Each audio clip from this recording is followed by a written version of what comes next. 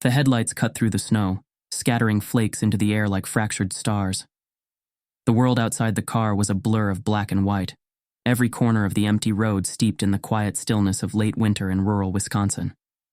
I felt it too, the heaviness of the silence pressing in from all sides.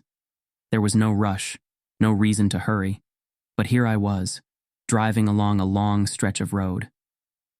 I hadn't been paying much attention when the last town faded into nothingness. My thoughts were a jumble of work and scattered reminders, a life too full of noise. This, though, the isolation, felt strangely empty. I glanced at the dash clock. 3:02 a.m. I should have been grateful for the peace. But something gnawed at me instead, a low simmering feeling I couldn't shake. It was as if the road itself was stretching on forever, and I was the only thing tethered to the present. That's when I saw him. A figure, out of place and impossible to miss. A man, young, maybe in his early 20s, walking along the shoulder of the road. His back hunched against the cold, his movements clumsy, but I still recognized him. He was barely dressed for the weather, just a thin coat, no gloves, no scarf. I slowed the car instinctively, the unease in my chest deepening. I stopped, rolled down the window. "Hey, you all right?" My voice sounded louder than I intended, but it was hard to gauge if he could even hear me over the howling wind.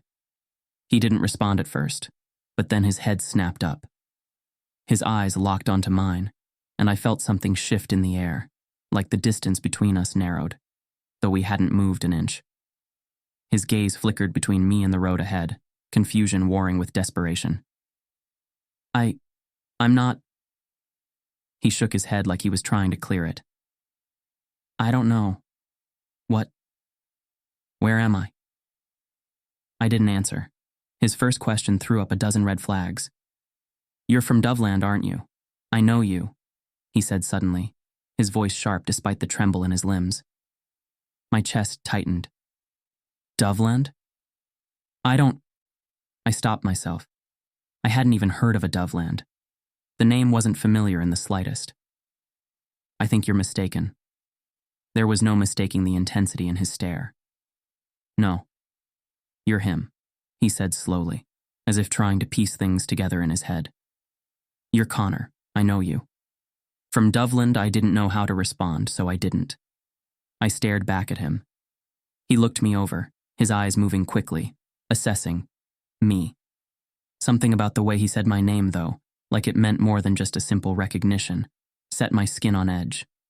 I cleared my throat, trying to mask the unease swelling up inside me. "You look like you're freezing. Get in the car. We'll get you somewhere warm." He hesitated. He was close enough now that I could see the raggedness in his breath, the way his jaw tightened. But his eyes were still sharp, like he didn't fully trust me, like something in me, or this situation, didn't add up. After a beat, he seemed to relent. Slowly, his legs buckled, and he sank into the passenger seat, pulling the coat tighter around his shoulders. I kept my eyes on him, trying to read his expression. But it was a moving target, first guarded, then startled, and now almost relieved. He wasn't trusting me, not completely, but the overwhelming need for warmth won out. The engine roared back to life, the heat blasting through the vents, but the tension between us lingered. My thoughts raced. Doveland? Who the hell was he talking about? The road stretched out before us, endless and unmarked, and I couldn't shake the feeling that it wasn't just the winter night that was making everything feel off-kilter. The car hummed steadily through the dark stretch of road, the only sound besides the sharp wind rattling the windows. But the tension inside the vehicle was unbearable. Wesley, seated next to me, went silent for a few minutes, but I could feel him working over something in his mind, the strain of whatever was happening pressing down on him. The air between us was thick, filled with the unspoken fear that started to simmer in his eyes. His breaths were shallow, ragged, and his hands gripped the edge of the seat as though he was trying to hold on to something that made sense. But every few seconds, he would glance out the window, and his eyes would widen, like he was looking for something beyond the reach of the headlights. "Doveland's close," he muttered suddenly, his voice hoarse. It's right here. I know it is. I shot him a glance. We're not near any Doveland, man. I've never even heard of it. He didn't reply immediately, and I could see his fingers twitching at his side. I know the roads. I know the way. I've walked it 1,000 times. It should be over that ridge just up ahead. He pointed to the dark horizon, where the tree line blurred into a thick shadow. I tightened my grip on the wheel. You're not thinking straight. We're in Wisconsin, but this isn't Doveland. There's no such town, Wesley. You're confused. Wesley's head snapped toward me. How do you know my name is Wesley? I hesitated, didn't want to answer. Well, he said. I know you, I said. We grew up together, well in the same town. He nodded. Yes, we did, in Doveland. No, I said. We're from New Glarus. Never heard of it. He snapped back. The words hit me like a cold wave. I didn't know how to respond. I didn't know why he kept saying he was from some other place. My stomach twisted, and my mind started to race. This was insane. I'm telling you, I said, trying to keep my voice steady. I don't know what you're talking about. You're not making any sense. How long were you out there for? But he didn't seem to hear me. His gaze flicked back to the road, his lips barely moving as he said something under his breath. I felt my pulse quicken, unsure of how much longer I could keep pretending this was some bad situation I could talk my way out of. The air between us felt increasingly thin, like we were on the verge of slipping off the edge of reason. Then, without warning, Wesley reached into his coat pocket and pulled out a small, beaten-up wallet. He opened it with shaking hands and took out a driver's license, holding it out to me. I took it, my fingers brushing against his. He was burning up with fever, sweat slicking his forehead, but his eyes stayed locked on me. Look at it, he said.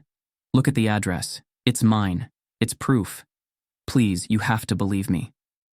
I glanced at the ID, still not sure what he was trying to prove. But then I froze. My heart skipped, and I felt a strange, prickling sensation at the back of my neck. The name on the card, Wesley Harris, was familiar, but it was the address that sent a tremor through me. It listed Doveland, Wisconsin, but the shape of the state on the ID wasn't right. It was almost off.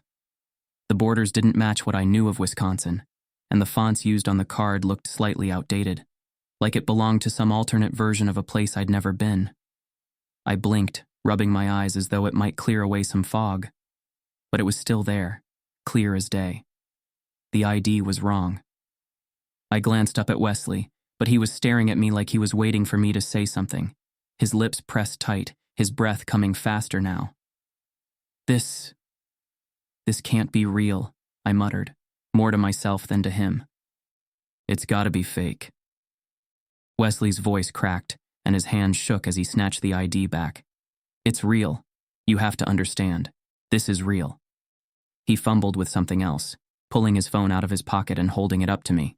But when I looked at it, the screen was dark, the carrier name unrecognizable. Just a jumble of letters that didn't match anything I ever saw.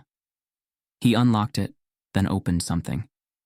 Then he tried to open something else. Then something else.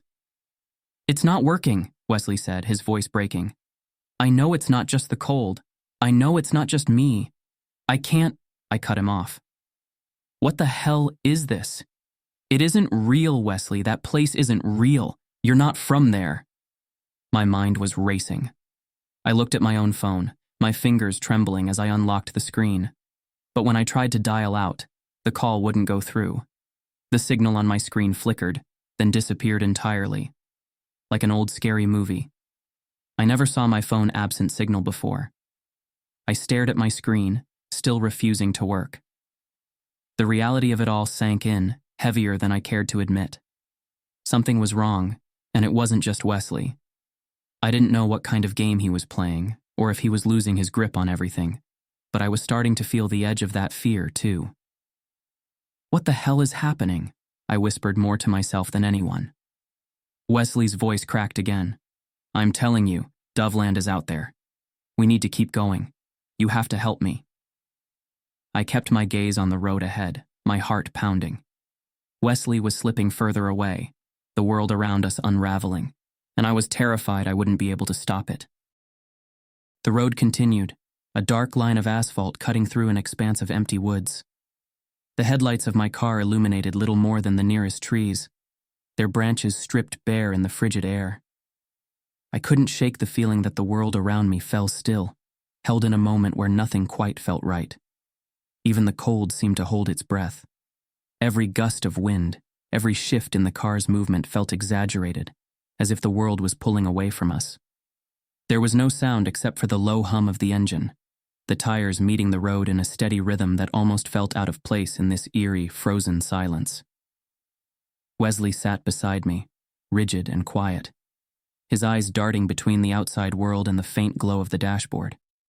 He hadn't spoken for a while, but I could feel the tension in him, an undercurrent of something beneath the surface. His lips were pressed tightly together, jaw clenched. You don't understand," he said abruptly, breaking the silence. His voice had a raw edge, desperate but also far too controlled, like he was walking a tightrope between keeping himself together and losing it.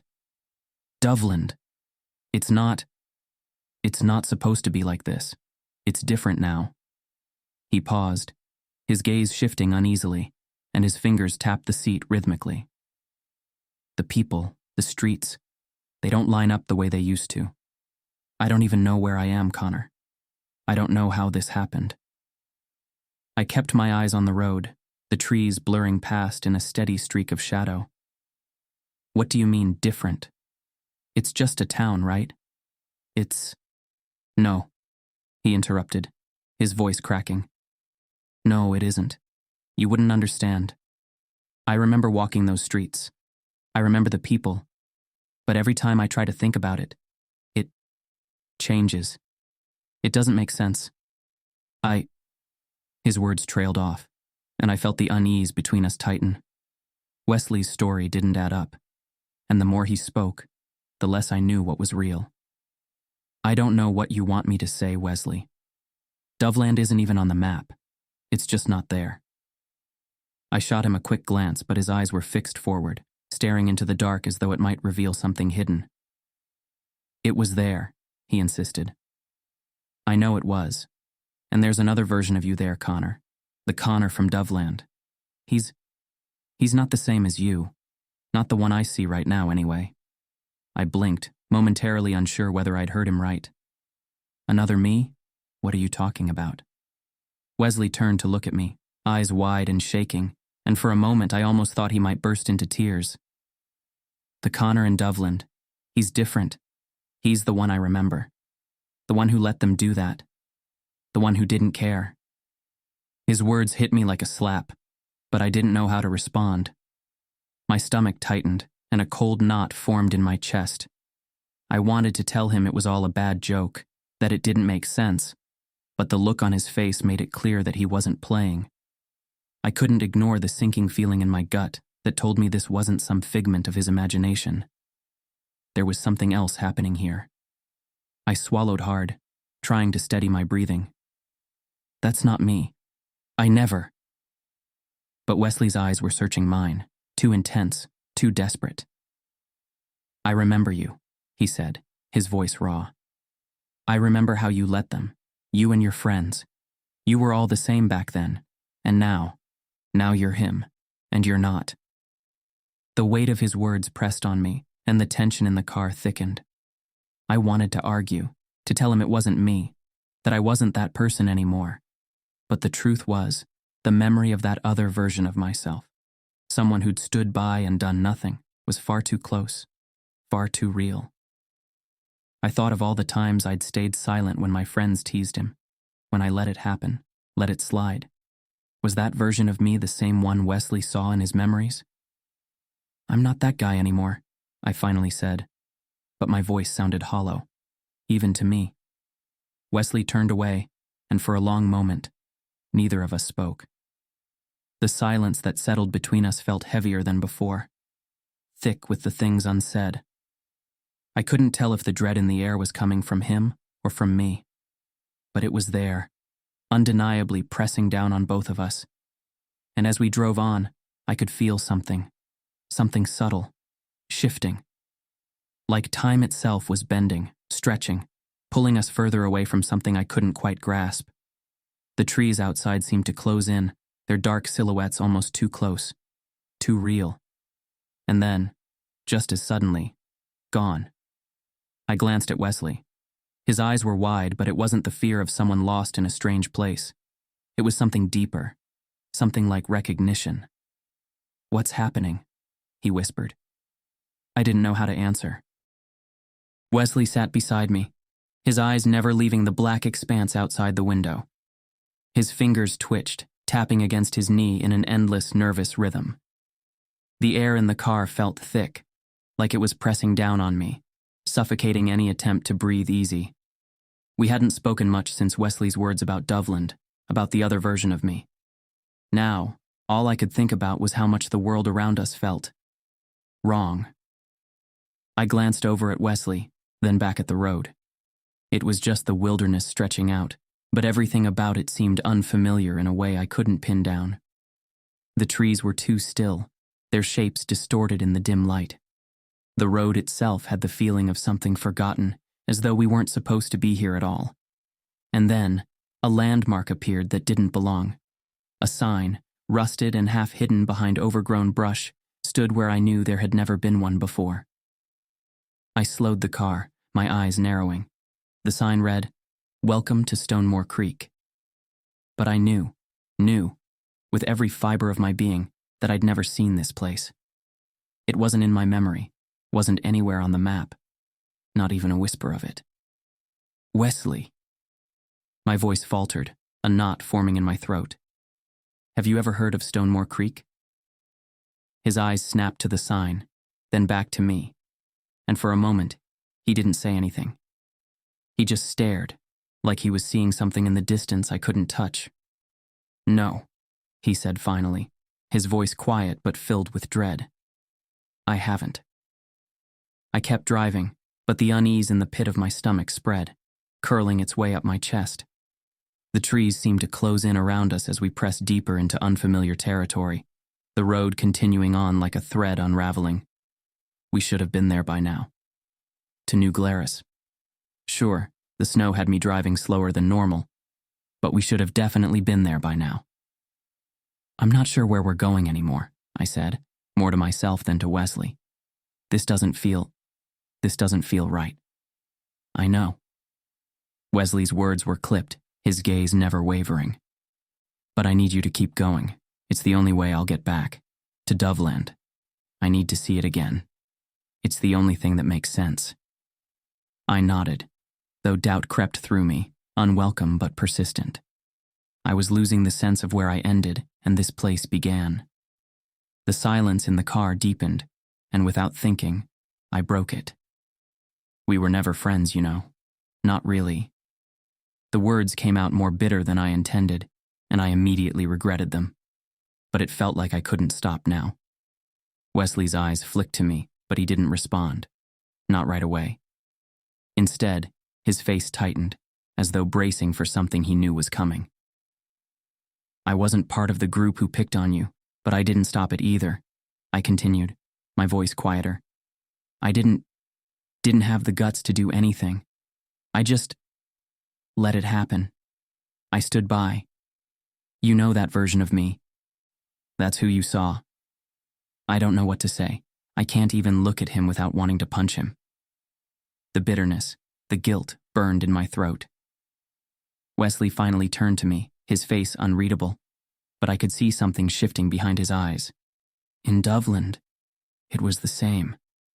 His voice was soft, almost a whisper, like he was finally letting something out that had been buried for too long. The bullying, the isolation, it was always the same. He swallowed hard, then continued. "I always knew I'd meet you again. I didn't think it would be like this, but I always knew." I clenched the steering wheel, my grip tightening with every word. It felt like I was suffocating under the weight of things I couldn't undo, things I couldn't change. But Wesley's voice broke through my thoughts, fragile and firm. Do you even remember the things they did, Connor? Do you know what it felt like to be on the other side of that? I couldn't answer. I didn't know how to explain what I was feeling, the truth of the distance between me and the person I used to be. How much I regretted the silence I kept. How much I wanted to be someone who could have been different but failed. The road ahead became harder to see. Every mile felt like we were both sliding away from the truth, deeper into the kind of place where the past and the present collided. And in that place, there was no way to tell who we really were anymore. We reached a place where Doveland should have been, but it wasn't. The landscape stretched out in all directions, barren and frozen. The trees were bare, skeletal against the dull gray sky. The silence hung heavy, thick in the air, as if nothing moved here for years, as if time itself decided to leave. This wasn't the Doveland Wesley described. It wasn't anything like it. Just an open stretch of road in the middle of nowhere. I stopped the car, the engine's hum sputtering into an unsettling quiet. A faint wind stirred, but it barely disturbed the stillness. The landscape before me was suspended, a dead space, a place between realities. Wesley's hand gripped the edge of his seat. His breath was shallow, rapid, like he was trying to steady himself, but it was useless. His eyes darted from the desolate stretch of road to the horizon, back and forth, like he was searching for something he already knew wasn't there. He opened his mouth to speak, but the words didn't come. Instead, his gaze shifted, something shifting within him, as if he were seeing something I couldn't. I don't understand, he finally whispered, his voice trembling. It's not here. This isn't right. I stepped out of the car, the cold air biting into my skin immediately. It felt as though it should be colder here, like the chill in the air didn't quite match the desolation of the place. Wesley followed, moving slowly, his footsteps heavy against the frozen ground. I looked at Wesley. He was staring at me, his face pale, his eyes wide with disbelief. Our two realities collided in that instant, his and mine. I saw myself, a younger version of me, standing on the porch of a house that shouldn't have been there, smiling at friends who hadn't existed. I saw Wesley, small and alone, walking down a street that wasn't empty, wasn't cold. I could feel it, his loneliness, his terror. It was a part of me, something I ignored. We both saw the things that tied us together, the things that separated us. I don't know what this is, I said, my voice hoarse. But I know. I know we're not supposed to be here. Not like this. Wesley's eyes locked onto mine, his breath coming in ragged gasps. Why did you never help me, Connor?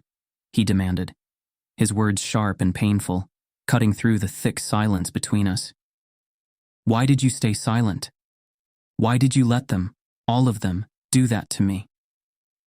The words hit harder than I expected, a truth I buried deep within me. I didn't answer right away. I couldn't. The weight of my own guilt pressed down on me, heavier than the frozen air around us. The past had always been a shadow I could never escape, something I'd tried to outrun. Because I liked you. You were the most beautiful thing I ever fucking saw, and then I loved you. I loved you so much. I was afraid, I said finally, my voice cracking. I was afraid of them. Afraid they'd turn on me. I was a coward. I couldn't stand up to them. In my life, love always came with punishment, and I didn't want it. And I regret that every morning when I wake up, and every night when I'm trying to fall asleep.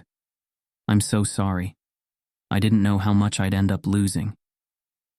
Wesley's expression shifted, a flicker of something softer in his eyes. For a moment, there was nothing but the silence between us. The air felt charged, but in a way that wasn't threatening. It was calm, like the storm passed. I felt something shift in me, something I hadn't realized I'd been carrying. There was no more anger, no more blame. Just understanding. Wesley turned toward the empty horizon, his silhouette outlined against the gray sky. His shoulders sagged slightly, but he seemed lighter, as though something that weighed him down for years finally lifted. He took a deep breath, then looked back at me. "I think it's time to go," he said. "There's nothing here anymore." That's when I awoke from the strangest dream I ever had. An hour later, I stood at the edge of the driveway, staring at the house that should have felt familiar, but instead felt alien. It was Wesley's house. The windows were dark, the porch light dim, casting a long, soft shadow over the frozen ground. There was no sign of movement inside, no warmth behind the glass, only the weight of silence pressing down on everything. The place had a hollowness to it that made me hesitate, my feet heavy against the earth as if the ground itself wanted me to turn away. I knew Wesley wouldn't be there. He walked away from everything years earlier, leaving it all behind. There was no more history to rehash. But I couldn't shake the feeling that I needed to be there. I had to face this place, face what had been left unsaid, even if the door was closed and the house felt like a relic of something broken. My breath clouded in the cold. This is as far as I went. I didn't want to disturb the stillness that hung around the house. Instead, I just stood there, letting the weight of my thoughts settle over me. I thought of everything for a long time until I felt a strange sense of peace. I came to terms with what I hadn't done. I could never change the past, but I could face it, acknowledge it, and take the first step toward something different. I had to atone for the years I let slip by, for the silence I kept, for being too afraid to speak up when it mattered.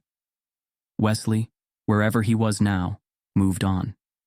And maybe that was the most he could hope for. Maybe that was enough. I placed my hand on the cold metal of the gate, then let it fall, my fingers brushing the rough wood of the fence as I turned away. The door of Wesley's house remained closed, the house unchanged, as if nothing happened, as if the world outside simply stopped, waiting for something to happen, anything. I stepped away from the gate, my footsteps lighter than they were when I arrived. I wasn't sure if that meant anything, if it meant I found some kind of closure, but it felt like enough. The journey took me to a point where the past, or even the future, was unable to haunt me. As I walked back to my car, leaving the quiet house behind, I knew one thing for certain.